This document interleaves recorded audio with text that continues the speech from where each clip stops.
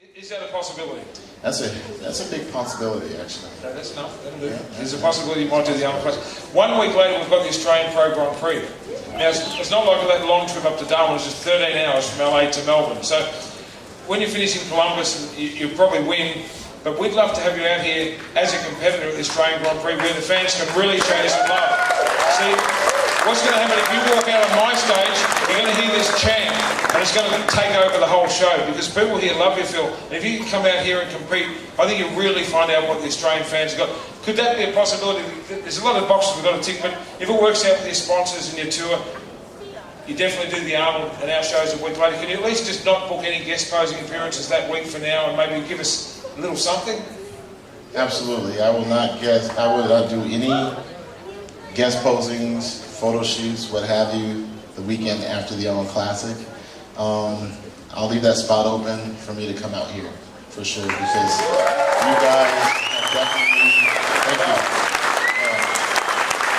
thank you.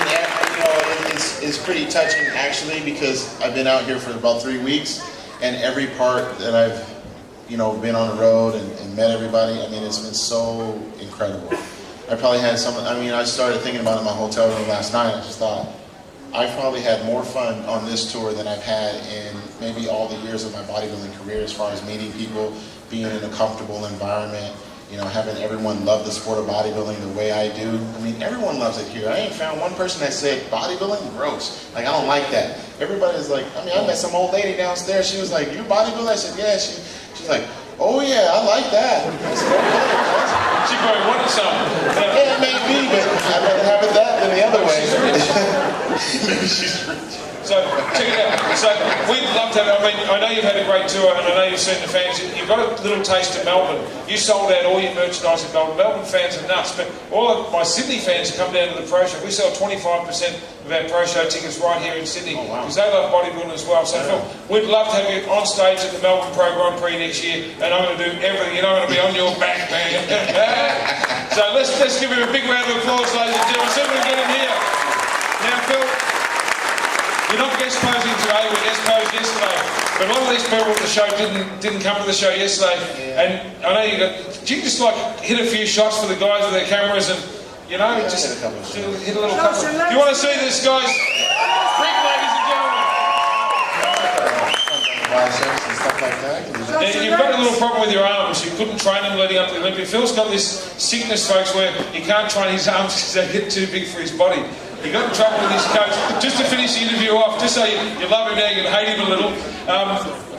16 weeks before the Olympia, Harney, your coach, stop training your arms, Phil. You've been training those arms. Yeah, he yelled at me. He saw some pictures and said, you've been training your arms? And I sounded like a little child that just took his hand in a cookie jar. No. He says, don't effing lie to me. You've been training your effing arms, man. And I said, yeah, you're right. He's like, why? I said, well, because, man, everybody wants to be swole, and I want to have swole arms too, man. He said, Phil, they are the best. I said, well, I don't think so. And I think sometimes what happens to me is that I look at my body totally different than everybody else sees it. I don't think I'm as good as what other people say it is, and I think that's why I continue to improve.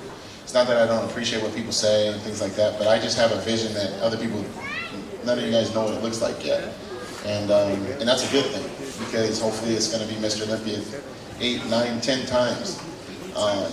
But I look at guys like Ronnie Coleman's arms, and I'm like, man, I want something like that, I want it to be the best of all time, so that's why I was training them.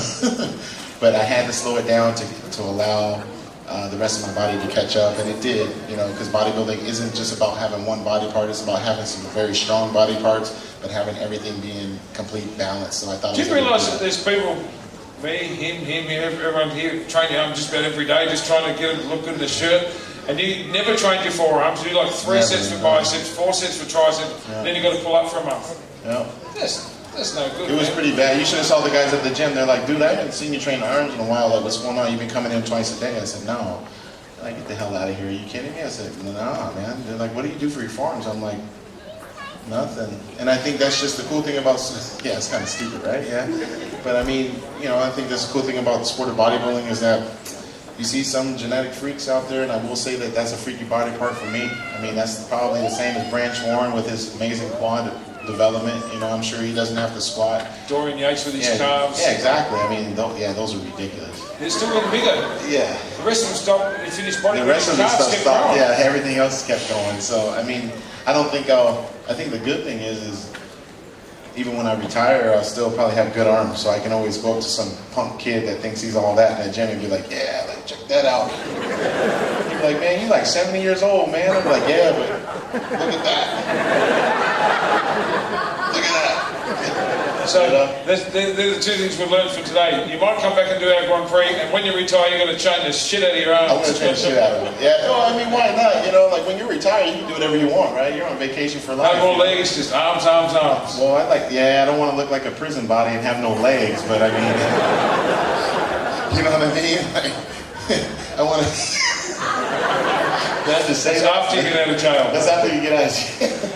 No, it's just like one of my buddies, he just got out, and I was like, dude, what the hell happened to your legs, bro? Like, he was like, man, you didn't train. I was like, well, you trained the damn chest, you know? You didn't do a squat. He was like, nah, bro. Like, we didn't have no squat machines. I'm like, yeah, all right, whatever. But yeah, no, when I'm retired, I would, you know, I was actually thinking about this the other day, Tony. When I do retire, I remember you talking about Ronnie Coleman, like doing like a tour and stuff like that, and he wanted to come in shape for one of your shows. You know, I would like to do the same thing.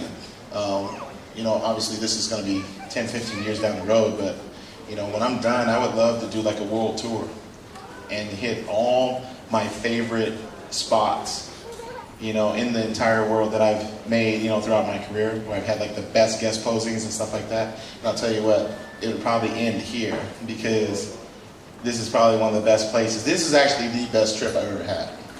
And it's thanks to all you guys.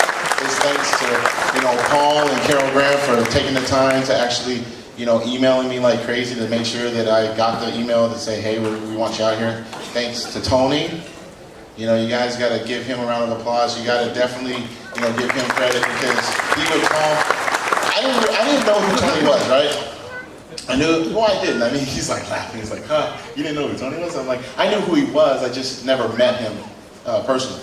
So I just looked at him like any other promoter. I mean, I was like, he would call the house, and I'm just like, it's this Tony guy from Australia. All right. So finally, I was like, you know what? He's very adamant about getting me out to Australia, so I need to answer this phone call. And then that's when we got to talking and stuff. And I just thought, here's a guy that has a great passion for the sport, just like Paul Graham. I mean, you know, that's a legend.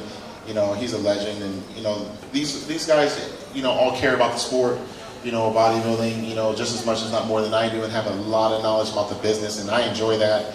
And, you know, they allowed me to come out here, you know, also, you know, working with Phil and, you know, making sure that I was able to go to Darwin and actually have a great time. You know, thanks Phil for letting me do that. And then, you know, collectively, I mean, I'll tell you what, like I can't stop smiling. I can't stop thinking like I'm going to get on a flight tomorrow and it's probably going to be a little sad because, you know, I met a lot of people and you guys are so far, far away, you know, so it's not like I can get on a plane and come back, you know, but it's just, it's going to be sad, but I can guarantee you I'm going to come back. And when I can guarantee I'm going to come back. Hopefully I can come back for your show, kick some ass, go to the Olympia, get the Sandow, come back with the Sandow. I promise you, I win that Sandow, I'm bringing that Sandow to Australia.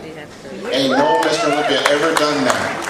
I will bring the Sandow. We're going to give it to you. So Paul, you got to give me some extra money because I'm going to need 2 seats, one for me and one for this guy named Eugene Sandow.